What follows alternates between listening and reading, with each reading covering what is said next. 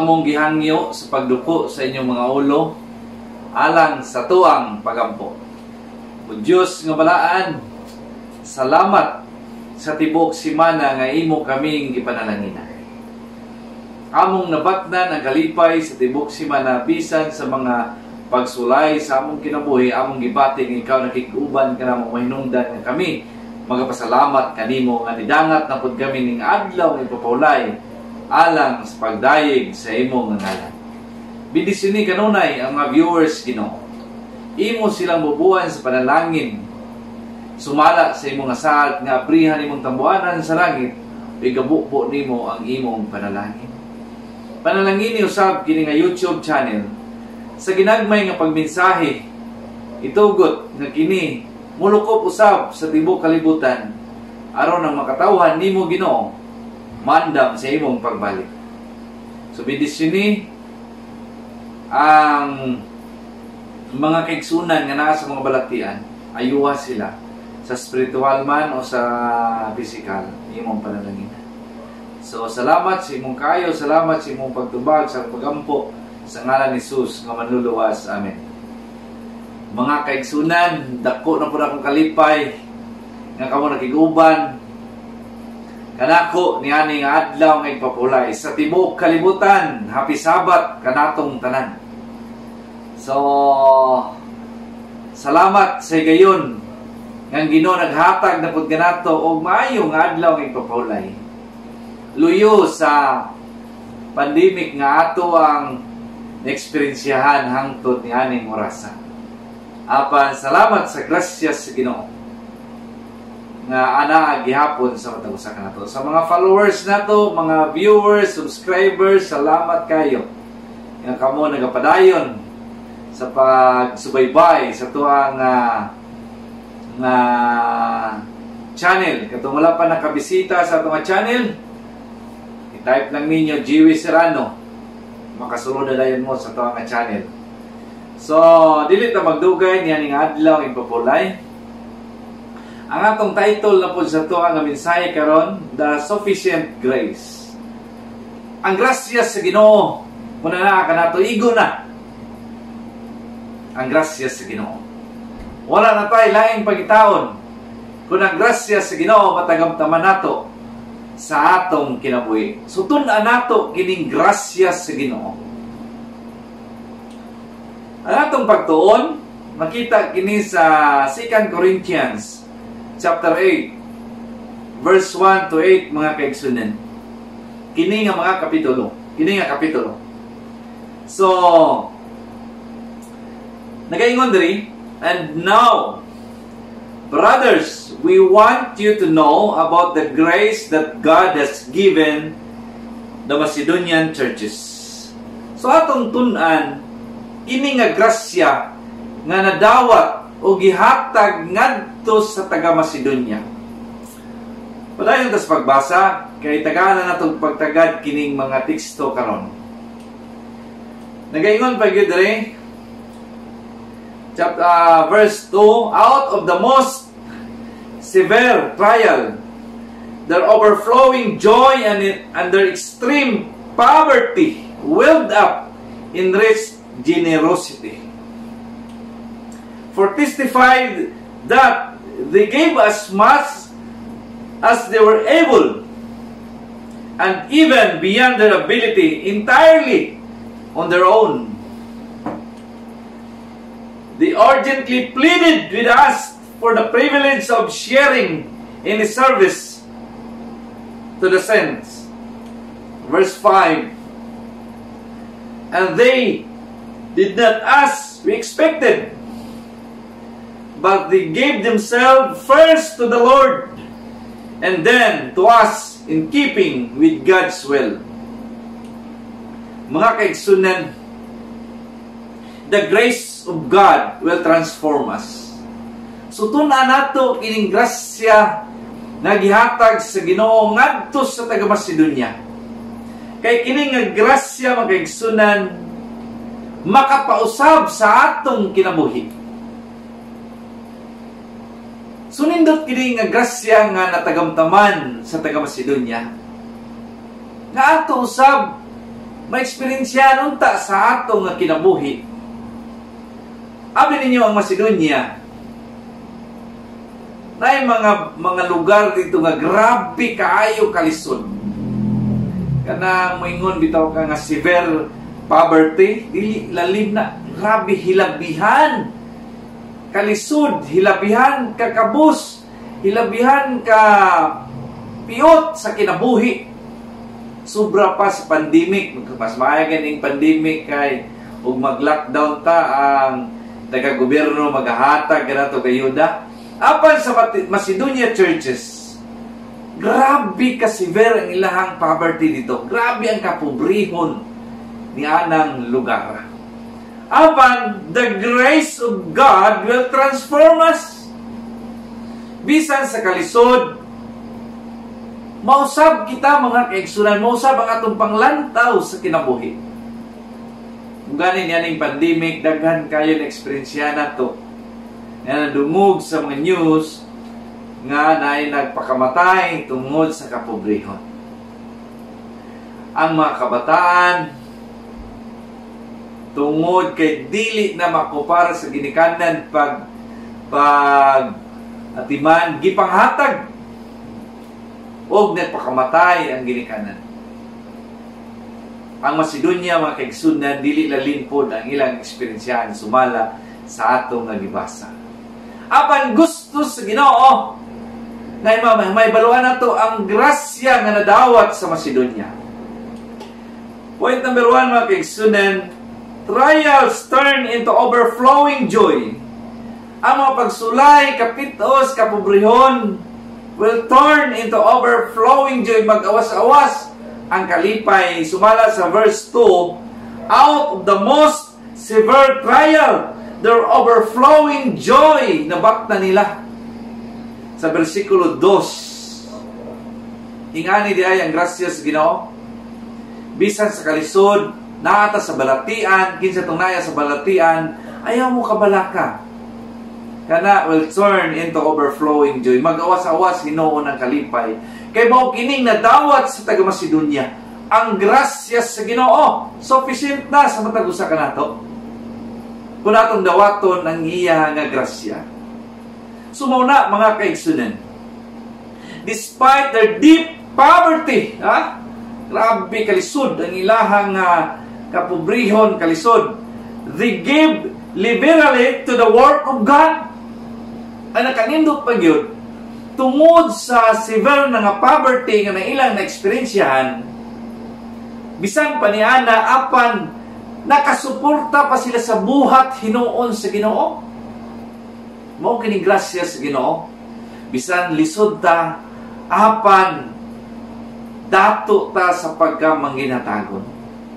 Kay kining pagkaminatagon, magkaigsunan, dili ni siya sugo, kung dili na grasya ni sa Ginoo nga kunaa kanimo, bisag di nakasugoon, mubati ka o mutabang ka sa buhat. Number 2, mga kaigsunan, extreme poverty turn into rich generosity. Grabe ka extreme poverty. Apan will turn into rich generosity. Bisan sa kapobrehon, mga kaigsunan, tungod sa grasya sa Ginoo, mahimo na hinuon ta nga dato sa unsaman sa pagkamangginatagon. Kay verse 2 sa gihapon nagapadayon, their extreme poverty willed up in rich generosity.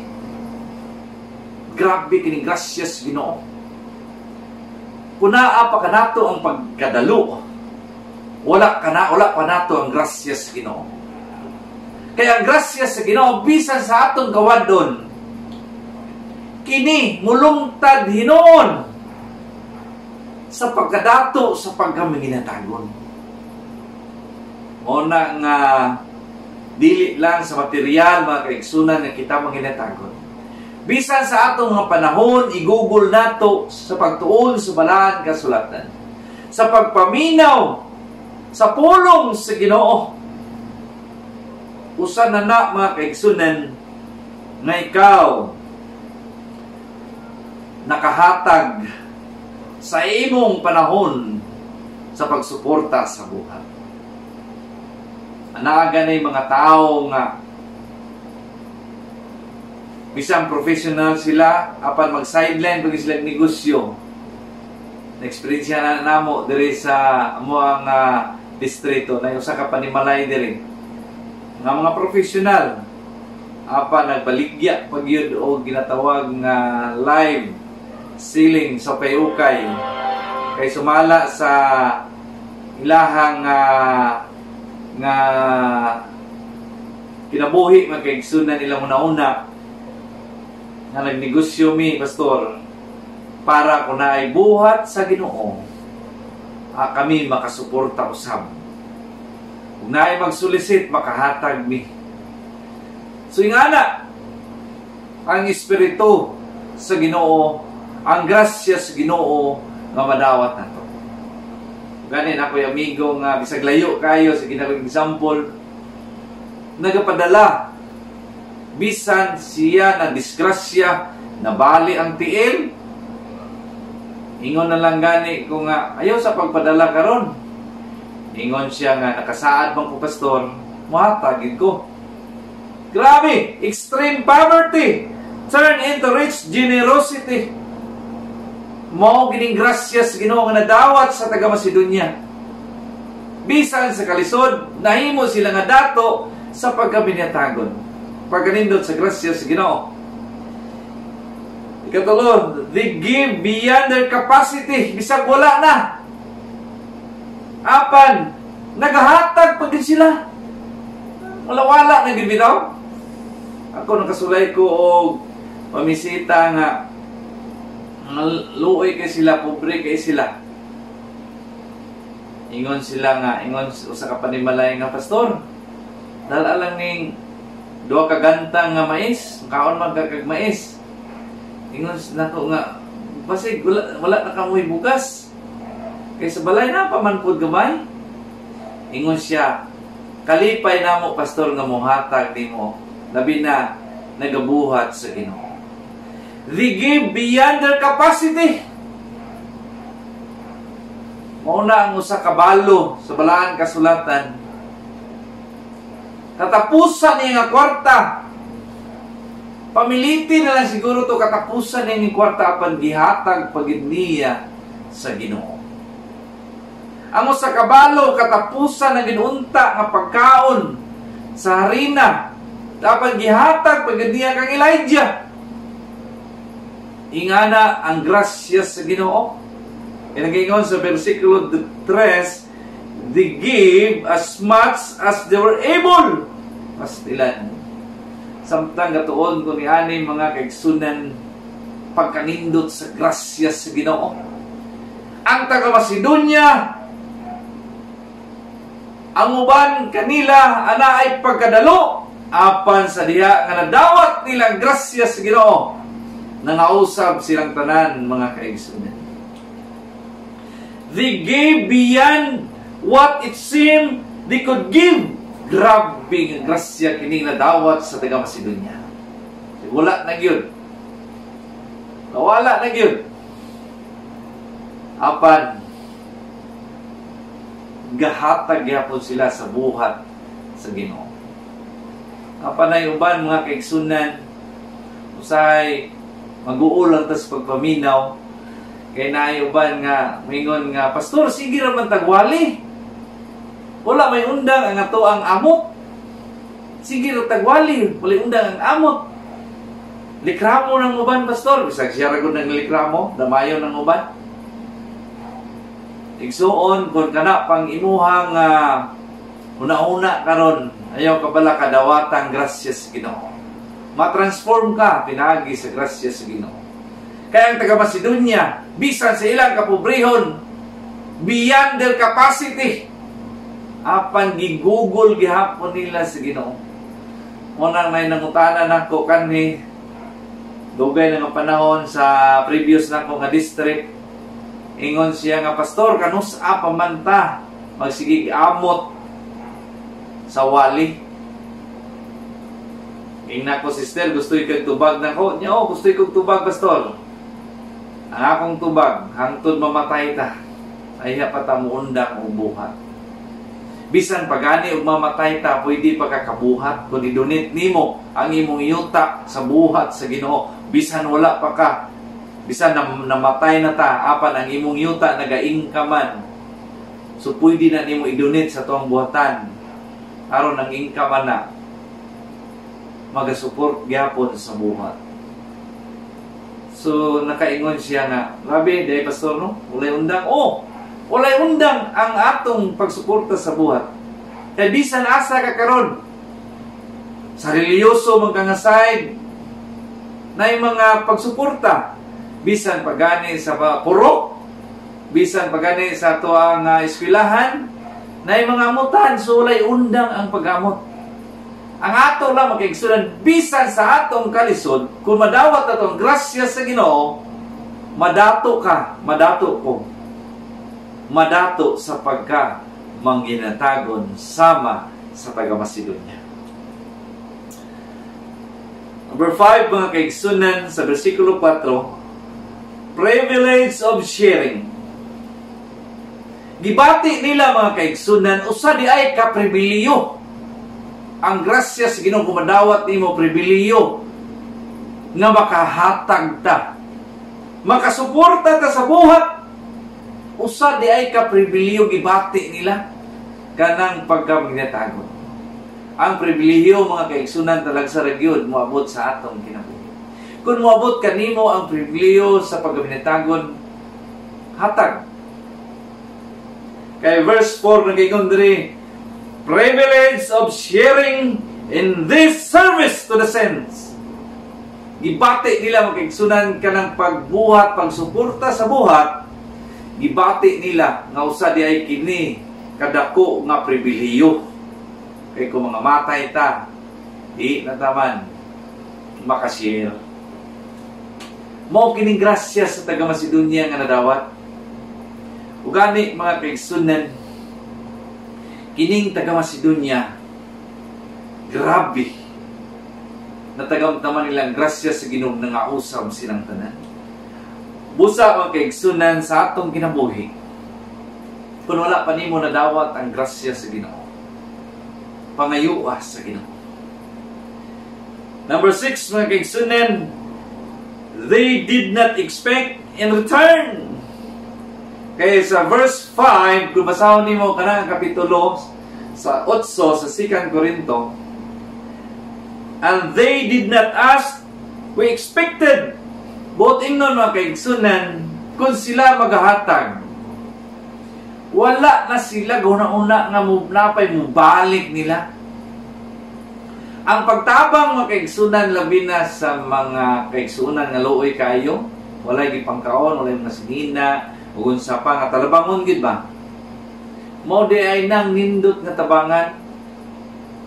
Tabangan nimo kay di sila kabalos nimo. Ingana di ay, mga kaigsunan.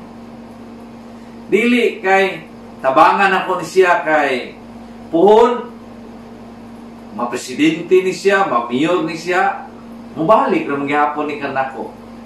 Matabangan gyapon ko niya, so dili na mao ang grasya sa Ginoo. Ang grasya sa Ginoo muhatag ka biyan sa imuha nga capacity. Bisan pa sa imong kapobrehon, apan ayaw pag una-una nga napay mo balik nimo. Maunang tinuod nga grasya sa Ginoo. Ayun, pag-igswik, ang Ginoo na lang may balo nimo. Nasayod ang Ginoo, bisag di pa ka magmitlang. Nasayod ang Ginoo, unsay igabalos kanimo. Kaya ang taga-Macedonia, mga kaigsunan, wala sila nag-expect nga sila pagabalusan pa. Ikapito, they gave first to the Lord. Giuna ginila gani ang Ginoo. Sa diha nga ikaw muhatag muuli sa ikapulo og offering, giuna nimo pag pasidungog ang Ginoo. Sa diha nga ikaw magatabang sa buhat sa Ginoo, giuna nimo paghatag ang Ginoo. Sa diha nga ikaw nagtabang sa imong igsuon nga nagkinahanglan, ikaw giuna nimo pagtabang ang Ginoo. Kay sa verse 5 nagingon diri, but they give themselves first to the Lord and then to us in keeping with God's will. Giuna gayud nila ang Ginoo. Busa sa atong kinabuhi, kung madawat ni mo ang grasya sa Ginoo, dili na kadalo. Ang pagkadalo, wala na kanato kung dawato nato si Kristo. Mauna, naugna ay buhat sa Ginoo, excited na nga mo tabang. Ugani, sa mga kaigsunan nato, salamat kayo ng inyong espiritu sama sa taga-Macedonia. Buting nun, ang grasya sa Ginoo inyong nalawan. Apan sa mga katawhan nga napagpagpagulbol sa pagtabang, bisan ang silingan ng kalisod na dili tabangan, hangyo ang grasya sa Ginoo matransform na mga usab ta, mga kaigsunan. Kaysa 2 Corinthians chapter 8 verse 7, mao kini ang balos sa Ginoo sa taga-Macedonia. Nagaingon diri, but just as you excel in everything, muswag kita, magahawod kita sa tanang butang. Muswag mo excel kita. Sa asa man makaigsunan pinaagi sa atong pagtumo ning balos sa Ginoo. Sa diha nga kita mausab sa iyang grasya. Muswag ang atuang pagtuo bisan pa sa mga pagsulay. Pandemic kamatay unsa pa, apan ang atuang pagtuo muuswag man hinuon. Sa unsa pa in speech sa atuang mga pulong mga kaigsunan muuswag ta. Mao kini ang resulta kung kita madawat atong grasya sa Ginoo sa pagkamanginatagon. Bisan sa atong kapobrehon, muna nga sa mga district diri mga kaigsunan, naman tayo ginatawag nga Asubanin Ministry. So ginlan na kamo naami palitunon sa bukid nga yuta alang tukuran o simbahan. Ang yuta kaigsunan nagsugod og 600 square meter. Dayon ang presyo kay kilid raman o kuan o dalan, ang presyo 140,000. So giunsa namo pag-raise ang 140,000 mga kaigsunan. Nangita ko og 140 usab nga tawo nga mo pledge og tag 1,000 from January to August next month ang maong deadline. So pasalamat ko sa Ginoo kay nay usa ka tawo bisan 1,000 ra akong ipa-pledge. Nay mga panimalay mingon, pastor 10,000 ano Grabe ng espiritu. Mga kaigsunan, open pa ang ato ang lamisa sa inyong mga donisyon. Tukuran natong simbahan. Kaya ang membro nato karon dito sa Langapod, Barangay Langapod sa Bukid, nagkaanam sila kadaghan si tinta na ka mga subanin nga makigsunan nato, mga higa, mga igsunan nato nga mga subanin. Mao nang next month mga kaigsunan, amo nang i-gather ang kwarta. Hopefully, mapalit na gid nato ang yuta sa bukid. Ingana ang atong pagministeryo. Walay puwas sa pagsuporta sa buhat. Dili lang kwarta, apan ang uban. Mga panahon, gigugol sa Ginoo. Pag Bible study, pag-ampo, pagbisita sa masakiton, pagbisita sa mga nangapahulay sa pagpangalagad, usa ka na kapamaagi nga kita makapahat sa Ginoo. Muswag ang atong pinulungan, ang atong kahibalong uswag mga kaigsunan. Kaya nagaingon diri, but just as you excel in everything, in faith, in speech, knowledge, ay complete earnestness, and in your love for us, see that you excel in this grace of giving. Mga kaigsunan, bisan pa di ay sa pagaminatagon, muswag ta. tungod sa resulta sa grasya sa Ginoo, mo kining balos sa Ginoo mga kaigsunan, kung kita nadawat nato ang grasya sa pagkaminatagon bisan sa atong kawadon. Pagkanindot sa grasya sa Ginoo, mo excel na ita, muswag ta.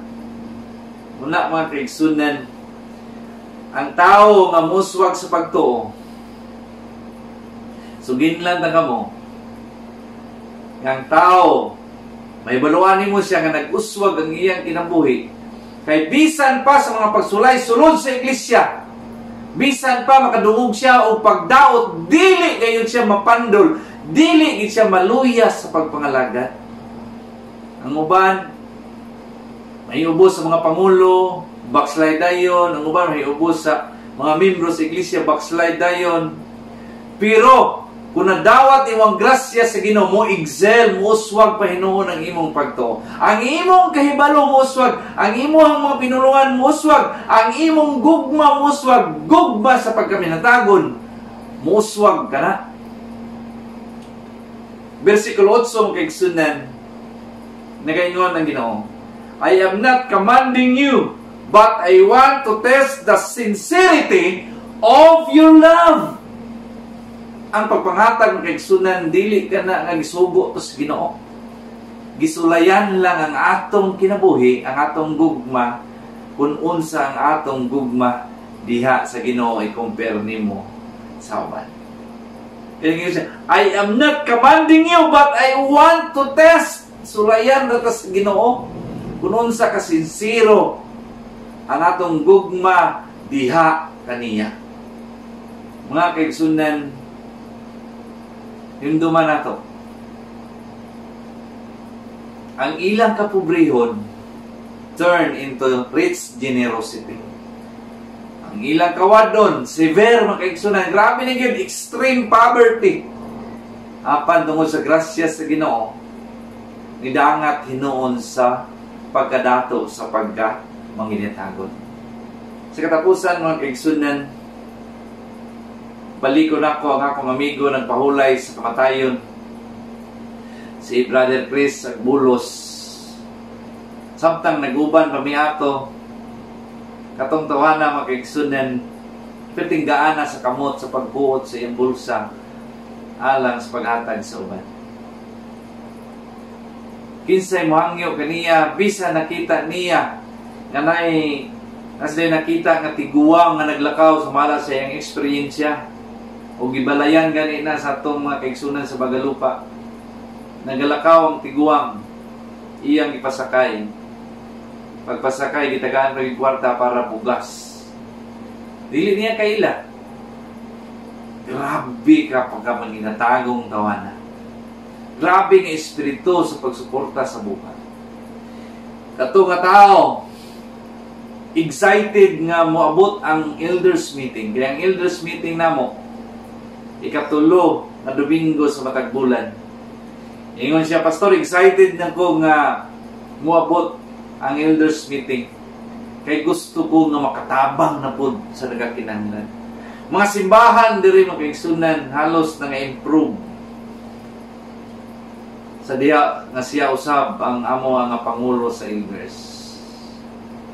Daghan pod mga elders nga sama niya, pero kini usab nakauban mo nako sa pipila ka panahon. Sumuna mga kaigsunan, ang iyang pagka-generous halos sa tibuok niyang mga kabataan, labi na siyang asawa, nakopya mga kaigsunan. O gani, kini nga panimalay,